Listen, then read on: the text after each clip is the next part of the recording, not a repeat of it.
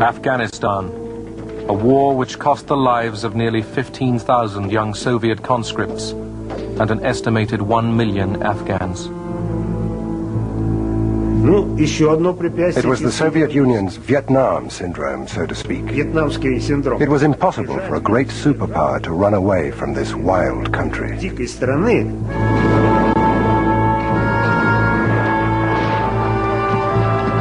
The United States supplied billions of dollars of weapons to unlikely allies, Islamic fundamentalists.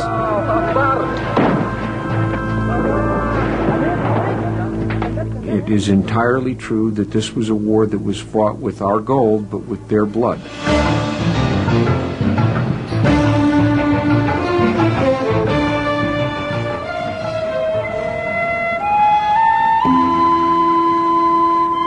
The Panjshir Valley in the Hindu Kush Mountains of Afghanistan, a rural, traditionally Islamic country of 15 million people.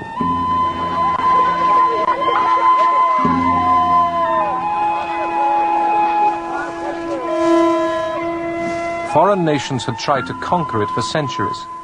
None succeeded.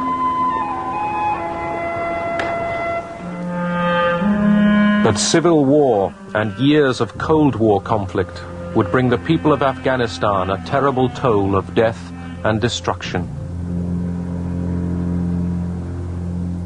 In the 1970s, Afghanistan became a focus for superpower rivalry. Close to the Persian Gulf's oil and the Indian Ocean ports, it bordered Iran in the west and Pakistan in the south and east. In the north, it shared a border with the Muslims of the Soviet Union's Central Asian republics. To Moscow, a friendly Afghanistan was vital.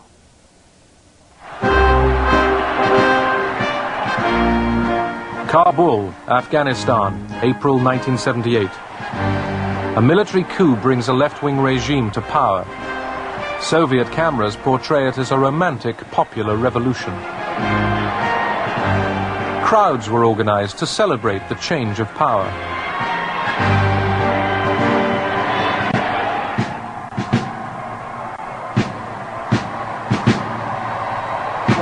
Nur Mohammad Taraki, Afghanistan's new leader, looked to the Soviet Union for support.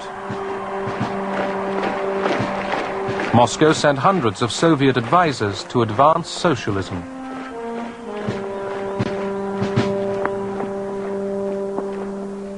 The vast majority of Afghan people had no jobs. Afghanistan was an agricultural country. We thought it was best to introduce land reforms and give land to the landless. It would enable them to work their own land and raise their standard of living.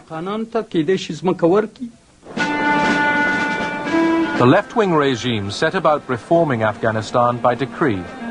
Land was taken from large owners and handed to the peasants who worked it.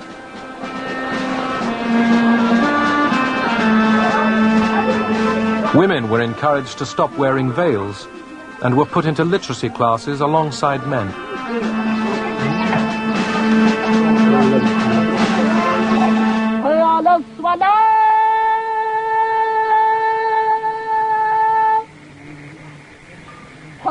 In the countryside, the reforms were seen to threaten ancient customs and the authority of the Islamic priests, the mullahs.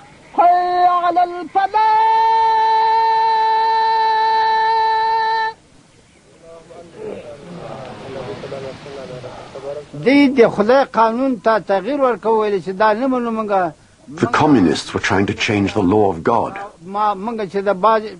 They wanted to destroy Islamic traditions, to rid Afghanistan of poverty and make everyone equal.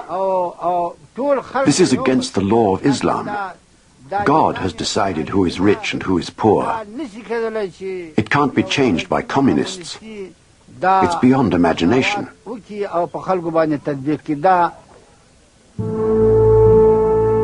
To counter communist efforts to spread their new doctrine, opponents of the reforms burnt down schools and universities. Thousands of Afghans fled to Pakistan to avoid the revolutionary turmoil. Resistance was growing throughout the country. Brezhnev and the Politburo tried to talk sense into Kabul. We couldn't understand how they could build socialism in just 5 years. We said, you can't do that. We've been building socialism for 60 years and we're still not finished. But they thought it was us that had got it wrong. Naivety was coming out of their every orifice. It was in their every word. In neighboring Iran, crowds joined the call of the Afghan resistance for a jihad, or holy war, against the godless communists. Other Islamic countries took up the cry.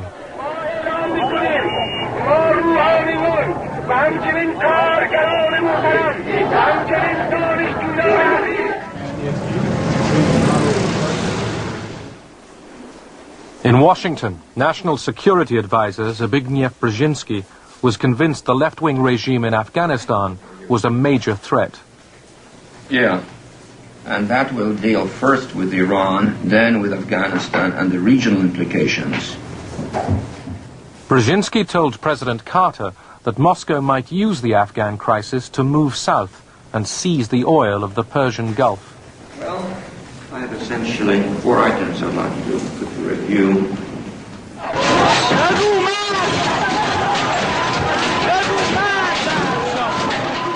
Brzezinski's fears for the stability of the region gained weight when mass demonstrations in Tehran led to the overthrow of the Shah of Iran.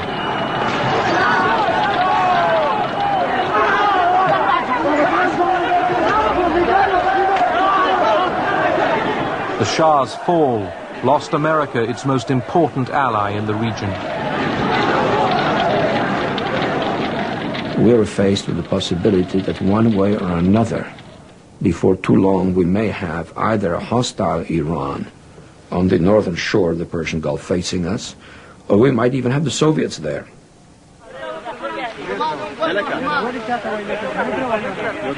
The Islamic groups fighting the communists received covert American aid for the first time in July 1979. President Carter began by sending communications equipment. The rebels called themselves the Mujahideen, the soldiers of God. They were mostly peasants, organized by village mullahs and landowners. Many of their weapons were captured from the communist regime. From the refugee camps in Pakistan, recruits for the jihad walked for days across the mountains to reach the fighting. Ranged against the Mujahideen was a mechanized, Soviet-trained Afghan army.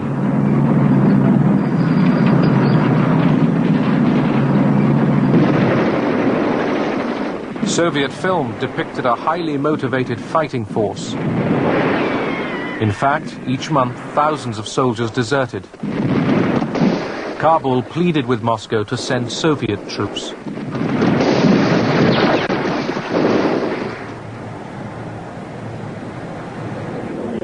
In the Kremlin, Soviet leaders repeatedly met to discuss the Afghan crisis. After mobs massacred Soviet advisors and their families in Herat, Kabul's request for Soviet troops moved up the agenda. The Afghans wanted us to introduce a limited contingent of Soviet troops to guard military bases. They just couldn't cope with the Mujahideen themselves.